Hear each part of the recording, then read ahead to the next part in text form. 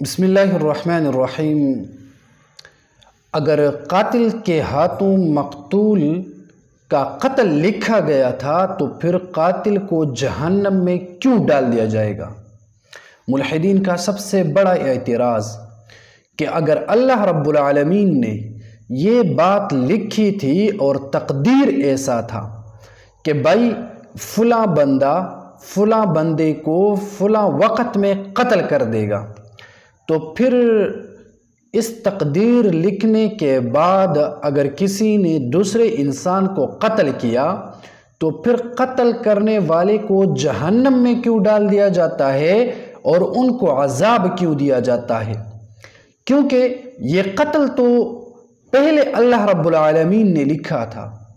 اور جو اللہ رب العالمین لکھتے ہیں اسی طرح ہوتا ہے۔ تو معلوم ہوا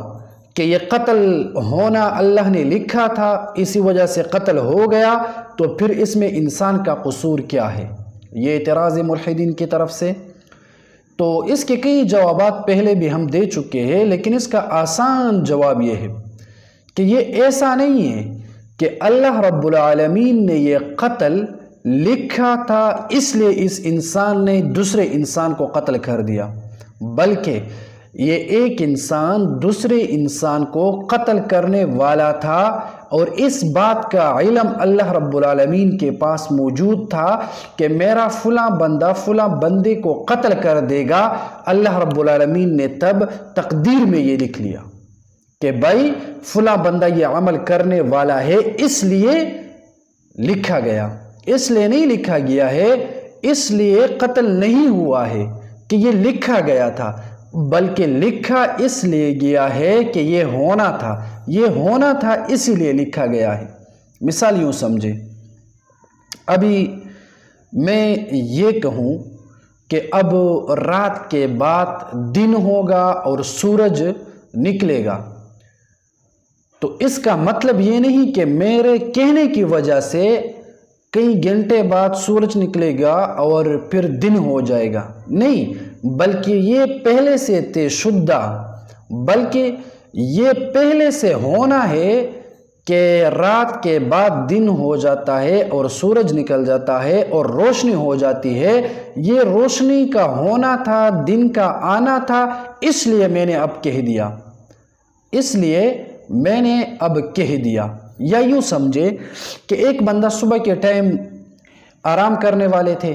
تو دوسرے ساتھی نے کہا بھائی آپ آرام نہ کرو، ابھی 1 گھنٹہ 2 گھنٹے کے بعد سورج نکلے گا، پھر دن ہو جائے گا، پھر کام پہ جاؤ گے۔ تو جب وہ بندہ سو گیا یا نہیں سو گیا، آرام نہیں کیا، 1 گھنٹے 2 گھنٹے کے بعد سورج نکل گیا، دن ہو گیا، تو اب یہ آرام کرنے والا انسان دوسرے کے گروان پکڑ کر اس کو ملامت نہیں کر سکتا کہ بھائی آپ نے کہا کہ 1 گھنٹہ 2 گھنٹے کے بعد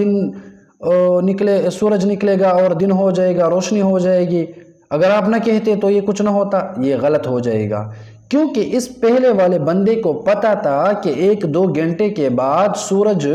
نکلے گا اور روشنی ہوگی، دن ہوگا، رات کا حصہ ختم ہو جائے گا، اس کو پہلے سے معلوم تھا، اسی وجہ سے اس نے دوسرے بندے کو کہا کہ بھائی یہ دن ہونے والا ہے۔ یا یوں سمجھے کہ آپ کسی اڈے پر تشریف لے جائے اور اس اڈے میں گاڑی کھڑی ہو اور وہ گاڑی یہاں سے پشاور کی طرف سفر کر رہی ہو، اور دوسرا بندہ آپ سے پوچھے کہ بھائی یہ گاڑی کدھر جا رہی ہے، آپ ان سے کہیں یہ تو پشاور جا رہی ہے۔ اب جب گاڑی والے سے پوچھا گیا کہ آپ نے کدھر جانا ہے، اس نے کہا کہ یار میں تو پشاور جاؤں گا، تو اب یہ اس لیے پشاور نہیں جائے گی گاڑی کہ اس انسان نے کہا تھا کہ یہ گاڑی پشاور جائے گی، نہیں، بلکہ یہ گاڑی پہلے سے پشاور جانے والی تھی، اسی وجہ سے اس بندے نے کہا کہ یہ گاڑی تو پشاور کی ہے، پشاور چلی جائے گی۔ تو اسی طرح ایک انسان دوسرے انسان کو قتل کرنے والے تھے، تو اللہ رب العالمین نے لکھا کہ فلاں وقت میں فلاں انسان دوسرے انسان کو قتل کر دے گا، تو اس کا معنی یہ ہوا کہ یہ قتل کرنا اور قتل کا ہو جانا یہ پہلے سے اللہ رب العالمین کے علم میں تھا۔ جب اللہ رب العالمین کے علم میں پہلے سے موجود تھا تو اللہ رب العالمین نے تقدیر میں لکھ لیا، تو پھر بعد میں یہ واقعہ پیش ہو گیا۔ یہ ایسا نہیں ہے کہ بس اللہ نے لکھ لیا یہ انسان مجبوری کے طور پر یہ قتل کرے گا، نہیں، بلکہ اس انسان نے یہ قتل کرنا تھا، اللہ رب العالمین نے اس لیے یہ لکھا۔ اس کے علاوہ ملحدین کا دوسرا اعتراض یہ ہوتا ہے کہ بھائی اللہ رب العالمین موجود نہیں ہے، اگر موجود ہوتے تو اللہ رب العالمین نظر آتے۔ پہلی بات تو یہ ہے، اس بات سے پہلے والے اعتراض سے یہ بات معلوم ہو گئی کہ ملحدین یہ ذہن کے پجاری ہوتے ہیں اور ان کی عقل انتہائی کم ہوتی ہے، کیونکہ جب یہ اللہ رب العالمین کی ذات کی قائل نہیں ہے، اللہ رب العالمین کے ذات کو نہیں مانتے ہیں، تب یہ پھر یہ اعتراض کیوں کرتے ہیں کہ اس قاتل کو جہنم میں کیوں ڈال دیا جاتا ہے؟ تو اس سے معلوم ہوا ان لوگوں کا اعتراض کرنا، اس کے اندر فطرتی طور پر یہ چیخیں نکلتی ہے کہ آخرت بھی ہے، جہنم بھی ہے، جنت بھی ہے، اللہ رب العالمین کی ذات بھی موجود ہے، لیکن یہ لوگ جو ہے ان کے عقل پر پردہ ہوتا ہے، جس کی وجہ سے یہ کبھی کبھار اس طرح الجھن کا شکار ہو جاتے ہیں۔ تو یہ کہتے ہیں کہ اللہ رب العالمین موجود نہیں ہے، اگر اللہ رب العالمین موجود ہو تو پھر وہ نظر کیوں نہیں آتے؟ اس کا تو آسان جواب ہے کہ دیکھیں بھائی، یہ ضروری نہیں ہے کہ ایک چیز موجود ہو اور وہ نظر بھی آ جائے۔ بعض ٹائم پر ایسا بھی ہوتا ہے کہ ایک چیز موجود تو ہوتی ہے لیکن وہ نظر نہیں آتی۔ مثال کے طور پر آپ دیکھ لیں گلاب کے ایک پھول کو، گلاب کے اس پھول کو اگر آپ دیکھ لو گے تو پھر گلاب کا پھول تو نظر آ جائے گا، لیکن اس کے اندر جو خوشبو ہوتی ہے جس کو آپ محسوس کرتے ہیں، اس خوشبو کو کبھی نہ کسی نے ٹچ کیا ہے، نہ کبھی اس خوشبو کو کسی نے دیکھ لیا ہے۔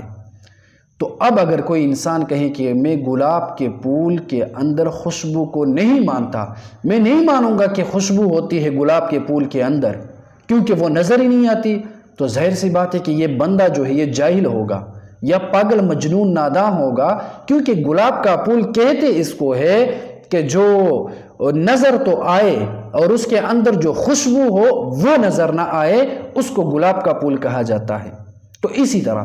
اللہ رب العالمین کی ذات ہوتی وہ ہے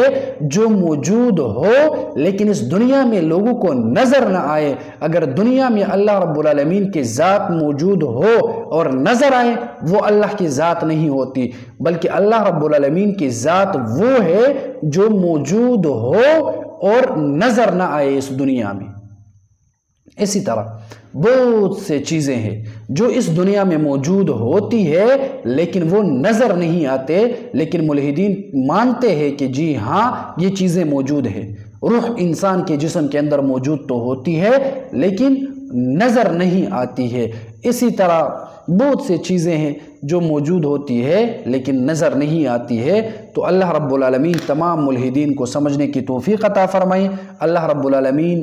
ہمیں اور آپ لوگوں کو دینی اسلام کی خدمت کرنے کی توفیق عطا فرمائیں۔ اللہم صلی علی روح محمد فی الارواح، اللہم صلی علی جسد محمد فی الاجساد، اللہم صلی علی قبر محمد فی القبور۔